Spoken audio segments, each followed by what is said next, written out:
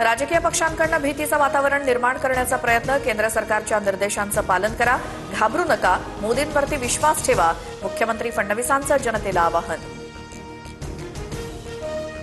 मुंबईतल्या हॉटेल व्यवसायाला गॅसची झळ, महानगर गॅसकडून पाईप गॅसच्या पुरवठ्यामध्ये 20% कपात, मुंबईतील 35% हॉटेल संकटात, पर्यायी इंधनाचा शोध सुरू.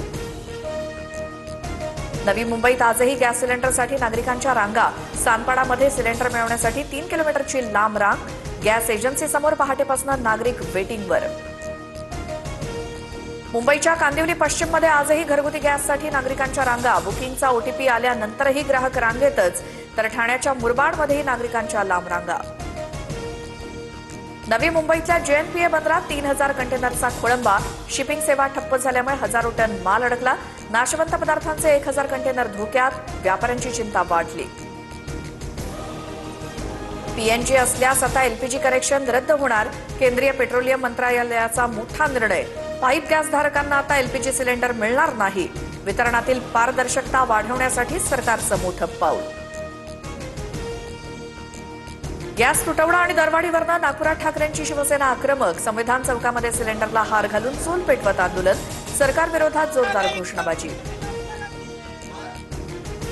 छत्रपती संभाजीनगर आणि सोलापुरात काँग्रेस विरोधात भाजपचं आंदोलन, राहुल गांधींनी संसदेच्या प्रवेशद्वारावरती बसून चहा प्यायल्याच्या निषेधार्थ आंदोलन, राहुल गांधींच्या राजीनाम्याची मागणी.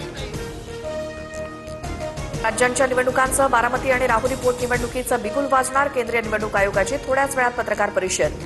पश्चिम बंगालसह तामिळनाडू, केरळ, आसाममध्ये निवडणुका होणार. बारामती आणि राहुरी पोटनिवडणूक बिनविरोध करण्यासाठी प्रयत्न करणार, निवडणुका लादल्या गेल्या तर लढण्यासाठी तयार, मुख्यमंत्र्यांचं विरोधकांना थेट आव्हान.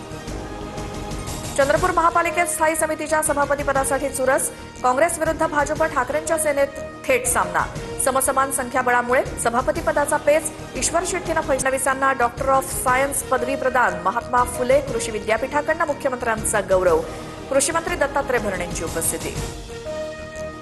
मुंबईच्या महापौर रितू तावडे वादाच्या भोवऱ्यात, गाडीवरील लाल दिव्यावरनं ठाकरेंच्या सेनेचा हल्लाबोल, तर महापौरांचा काहीही दोष नाही, विनाकारण टार्गेट करू नका, फडणवीसांची प्रतिक्रिया. आखाती देशात सुरू असलेल्या युद्धाचे पडसाद आता थेट स्थानिक उद्योगांवर, बुलढाण्याच्या खामगाव एमआयडीसीतील शिवांगी बेकर्स बिस्किट कंपनीचं उत्पादन बंद, 500 कामगारांच्या रोजगाराचा प्रश्न ऐरणीवर.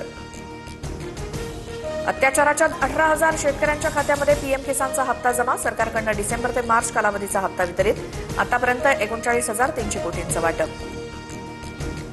राज्याला पाणीपुरवठा करणाऱ्या धरणांमध्ये 60.37% पाणीसाठा शिल्लक, पुढील 4 महिने पाणीपुरवठा करण्याचं जलसंपदा विभागासमोर आव्हान, यंदा पाऊस लांबण्याचा हवामान खात्याचा अंदाज.